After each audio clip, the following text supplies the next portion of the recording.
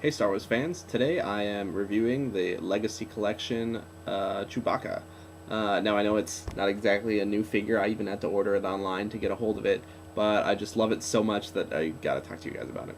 Here's the figure. It's Chewbacca as he appears in Empire Strikes Back when they are exploring the inside of the asteroid. It's alright! It's alright! Yeah, what I thought. Minoc.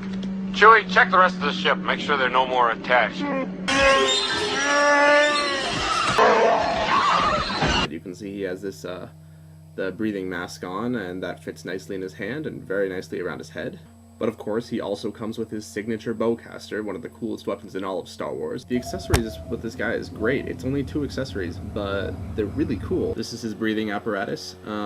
It fits on his head really nicely and it looks just like in the movie. The bowcaster, of course, looks awesome. It has, different green paint on the strap, but it's all silver up above. However, it's pretty darn flimsy and bendy, especially up here on the scope. I theorize that that's intentional in order to keep it from snapping, because these are very thin parts, and I imagine that if they were brittle parts, like hard plastic, that if they were squished the wrong way, they would just snap, and in this way, if they're squished the wrong way, they bend. Not really that big of an issue. And also, it's really hard to figure out how to put this front part of the crossbow into it, because they come as separate pieces, and it took me about 5 or 10 minutes of messing around, trying not to break it, to figure out how to put it in. So message me if you actually have this guy and have a really good way of putting it in, or need help getting it in, because I think I can describe how to do it. But still, it looks awesome. Chewbacca's satchel is really cool because it's permanently connected up to his left shoulder, but it hangs loose down here, which makes it look way more authentic and adds a little bit of flexibility with his movements. It's pretty awesome. I really like the sculpt of this, the way that all the fur hangs on his appendages and on just the regular parts of his body, especially because he's made of so many different chunks. That helps layer his look a lot and make it look more like fur, even though he's hard plastic.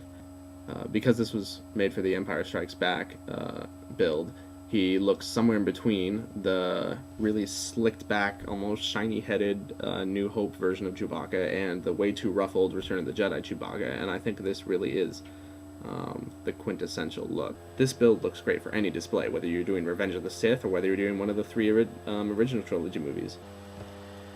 The articulation on this figure is amazing. Not only does he have all the ball joints you'd want, ball jointed shoulder, ball jointed elbows, ball jointed feet, knees, swivel hips.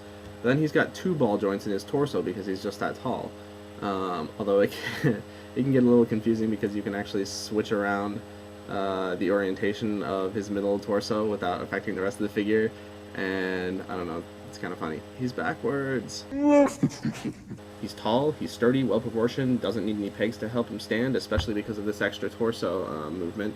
The head doesn't really move, obviously, because of all the extra hair around him, so that's pretty much stuck stationary.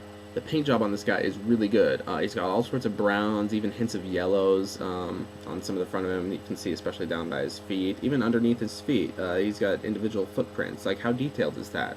That's pretty awesome. There's silvers and grays on all the boxes on his ammo belt. Definitely, if you don't have a Chewbacca already, like I didn't, or if you have an old outdated one, this is a really good one to get. I highly recommend it. It is just kick-ass all the way around, from cool weaponry and accessories, a great build that looks just like in the movies, great paint, great articulation. This guy definitely deserves a 5 out of 5.